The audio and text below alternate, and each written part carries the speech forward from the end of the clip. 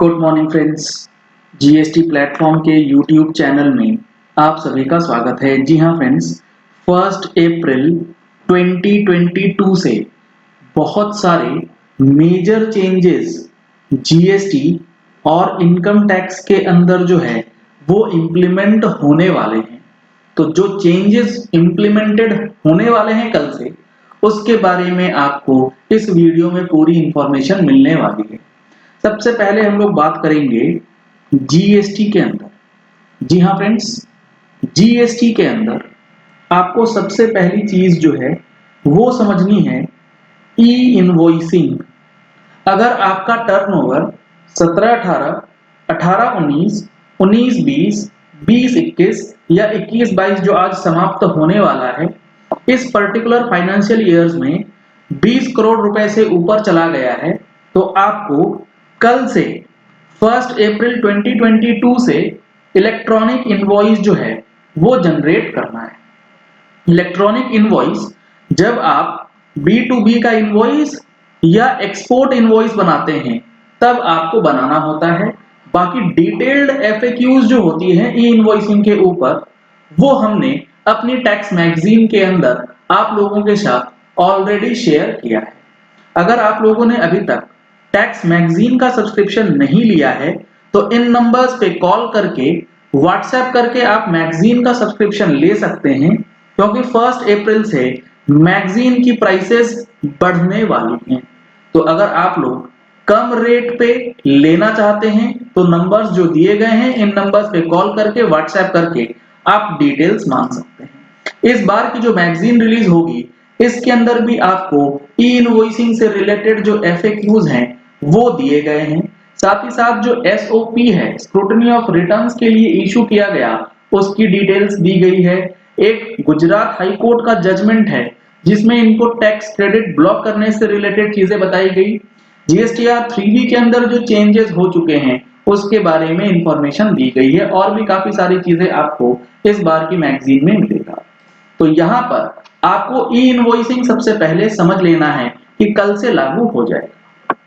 अब दूसरा, अगर आप एक रेगुलर टैक्स पेयर थे और आपने कॉम्पोजिशन में शिफ्ट कर लिया है 31 मार्च, यानी कि आज उसकी लास्ट डेट है, अगर आपने कॉम्पोजिशन में शिफ्ट कर लिया है अपने आप को as a regular tax payer से, तो अब आपको अपना क्लोजिंग स्टॉक जो आपके पास रखा हुआ था उसकी वर्किंग्स करनी स्टार्ट करनी है, क्योंकि आपको ITC 03 जो है वो फाइल करना होगा कल के बाद, और जो टैक्स का अमाउंट है वो उसमें आपको डिक्लेयर करना है। इसी तरीके से जीएसटी के अंदर जो सबसे बड़ी चेंज अब दूसरी चीजें होने वाली हैं वो इनवॉइसेस से रिलेटेड ही है, कि अगर आपने इलेक्ट्रॉनिक इनवॉइस नहीं बनाया और आपके ऊपर इलेक्ट्रॉनिक इनवॉइस एप्लीकेबल था, तो आपका जो रिसीवर है उसे इनपुट टैक्स क्रेडिट नहीं मिलेगा। उसके साथ साथ जो इनवॉइस आप बनाएंगे वो as per the provisions of law invoice ही नहीं माना जाएगा, और आपके ऊपर ये पेनल प्रोविजंस लगाए जा सकते हैं कि आपने जो सप्लाई कर दी है वो बिना इनवॉइस बनाए ही, लागू किए बिना ही यहां पर माल जो है वो आपने सेल आउट कर दिया है। तो ऐसी गलती बिल्कुल भी मत कीजिएगा। कल से ये सारी चीजें जो हैं बदल जाएंगी जीएसटी के अंदर। अब हम लोग अगर बात करें इनकम टैक्स के अंदर, तो इनकम टैक्स में आपको किन चीजों का ध्यान रखना है। सबसे पहले पैन और आधार लिंकिंग। जी हाँ फ्रेंड्स, इसकी लिंकिंग की जो डेट है वो एक्सटेंड नहीं हुई है, ये आज खत्म हो गई डेट। अब कल से क्या होगा, पैन और आधार लिंक नहीं होने की स्थिति में दो चीजें होती हैं। एक तो पैन डिसेबल होता है और दूसरा लेट फीस लगनी चालू होती है। तो जो आपको कल से चीजें करनी होंगी, अगर आपका पैन आधार लिंक नहीं है तो वो करना होगा, लेट फी का पेमेंट करते हुए पैन और आधार को लिंक करना है। जो पैन डिसेबल की बात है वो कल से नहीं होगी, वो होगा 1 अप्रैल 2023 यानी कि नेक्स्ट ईयर। तो आपको कल क्या करना है, अगर आपका आज लिंक नहीं होता है तो कल से लेके यानी कि 1 अप्रैल 2022 से लेके 30 जून 2022 तक इस 3 महीने के अंदर अपना पैन और आधार लिंक करा लेना है। ऐसा करने पे आपको 500 रुपए की लेट फीस लगेगी। 1 जुलाई ऑनवर्ड्स ये 500 रुपए की लेट फीस 1000 रुपए में बदल दी जाए और 1 अप्रैल 2023 से आपका पैन इनऑपरेटिव हो जाएगा, डिसेबल हो जाएगा। चालू कराने के लिए आपको फिर से पैन लिंक करना होगा, जिसके लिए 1000 रुपए की लेट फीस जो है वो आपको लगती रहेगी। तो ये चीजें आपको कल से नियम के साथ करने हैं, अदरवाइज आपकी समस्या जो है वो बढ़ जाए। अब यहां पर फाइनेंशियल ईयर 2022 में अगर आप एक कॉम्पोजिशन टैक्स पेयर हैं तो आपको 30 अप्रैल 2022 तक क्या करना है, जीएसटीआर 4 की रिटर्न जो है वो फाइल करनी है, जिसमें परचेज सेल दोनों का डिटेल्स जो है वो डालना है, यानी कि जीएसटी लेवल डिटेल्स जो है वो फीड करना होगा।